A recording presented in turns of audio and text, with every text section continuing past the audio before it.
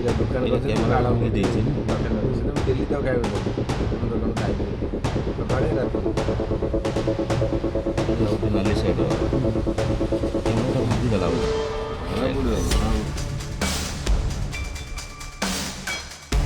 पुरी अस्तरंगे लोकों धैर्यर बंध भांगिला बारंबार चोरी और पुलिस नीरवता विरोध में एवं रास्ता को उड़ाइले शह शह लोके देखु ए दृश्य को पुरी अस्तरंग थाना सामने अस्तरंग बजार कमिटी सदस्यों सह विभिन्न ग्रामर शताधिक व्यवसायी आज अस्तरंग थाना सामने धारणा बसी पार्टी में गोटे दाबी आमको सुरक्षा दियो नचेत थाना बंद कर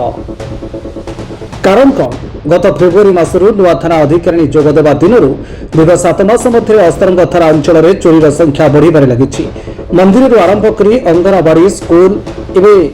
सीधा व्यवसायी दुकान गतकाली राति तो थाना मात्र 50 मीटर दूर में महंती मोबाइल दुकान लुट होगला सीसीटीवी रे दुर्बृत्तों मुह स्पष्ट देखा भी पुलिस हाथ बांधि बसी आंदोलनकारी कहवा कथा जे थाना अधिकारी जोगदेवा दिन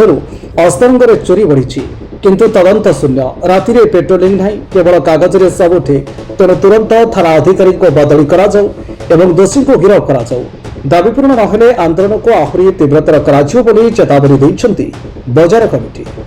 विगत दिन में 3टी दुकान और माछ गोदाम एमती कटा होता बहुत दिन में किसी नाला कि 7-8 दिन तले ये घटना होता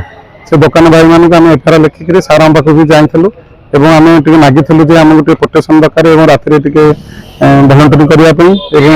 तत्काल से जी घटनार सब संपुक्त अच्छा तदंत कर धरवाई किंतु सारे निष्क्रिय तार किसी एपर्त आम रिजल्ट भी पाइलुन धरतु जे ये घटन आगू जो 10टा दुकान भी से घटनार संपुक्त थी दोषी की धरा जाऊ एवं पेट्रोलिंग बढ़ा जाऊ और आमको सुरक्षा दरकार थाना तरफ जेहेतु आम अस्तरंग थाना आम निकट में आमको पेट्रोलिंग आवश्यकता अच्छी सठिक पेट्रोलिंग भी करा जाउनी तार पुनरुद्धार हवा दरकार सर राजेश कुमार महांती कम्युनिकेशन रू काली रात चोरी होती प्राय मोबाइल आम जाना हिसाब से जेहेतु मुझे फाइनान्स करे से जगह की से जगह बसा उठा भी करे से जगह जहाँ भी कोटी टंका अधिक मोबाइल थिला एवं कैश भी लक्षाधिक टंकार अधिक थिला जहाँफल कि काली राति दुर्बृत्त मैंने आसी आम कैमेरा देखा हिसाब से सटर को ताड़िकी तादेह सब जगह फोन खाली कर माने चोरी कर कैश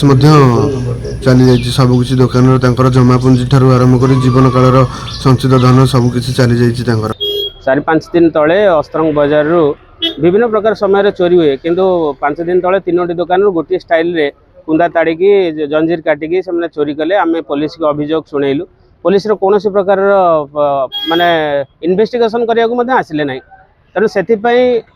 सरकार व्यवस्था एवं राज्य सरकार बोधे निष्क्रिय संपूर्ण रूप से किसी भी ता विषय पुलिस एकदम निष्क्रिय मोर अभियोग जे एठू जो भी जी सब ऑफिसर अच्छा से संपूर्ण रूप से डाक्तरखाना तहसिल एवं थाना से समस्त को बदली करा जाऊ आ नूतन ऑफिसर को पठा जाऊ एवं अस्तरंगवासी केमती न्याय पाइबे आज आम धारणा बसी रहू समस्त व्यवसायी जे पर्यंत आमको न्याय न मिली। Bureau report news prime Odisha.